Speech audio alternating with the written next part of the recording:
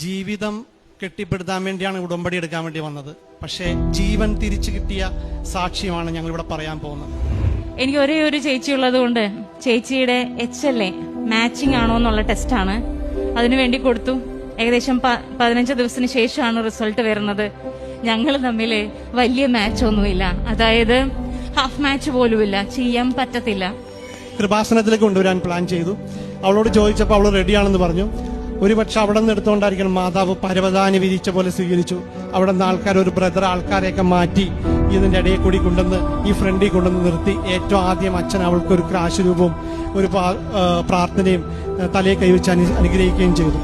അതിനാൽ തന്നെ പ്രതീക്ഷയോടെ പ്രാർത്ഥനയോടെ നമ്മൾ പ്രായശോന്റെ HLA ടൈപ്പിംഗ് ചെയ്തു. അന്നത്തെ ദിവസം റിസൾട്ട് വന്നു. കരഞ്ഞു ഞങ്ങള്, കാരണം മാതാവ് അനുഗ്രഹിച്ചു. ക്യാൻസർ സെൽസ് ഇല്ല എന്ന് ഉറപ്പുവരുത്തി നമ്മൾ ഡിസ്ചാർജ് ചെയ്ത് കഴിഞ്ഞ് എത്രയും പെട്ടെന്ന് ബോൺ മാരോ ട്രാൻസ്പ്ലാന്റിന് കയറണം. നിങ്ങൾ നോക്കിയേ, മുടിയൊക്കെ വളർന്നു. എന്നെ കണ്ടാ പറയത്തില്ല ബ്ലഡ് ക്യാൻസർ പേഷ്യന്റ് ആയിരുന്നു എന്നുള്ളത്.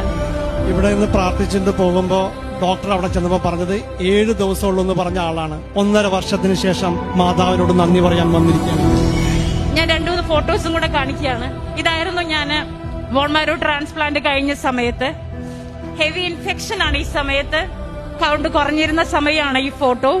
അതിനുശേഷം റേഡിയേഷൻ എല്ലാം കഴിഞ്ഞ് മോശമായി തുടങ്ങി.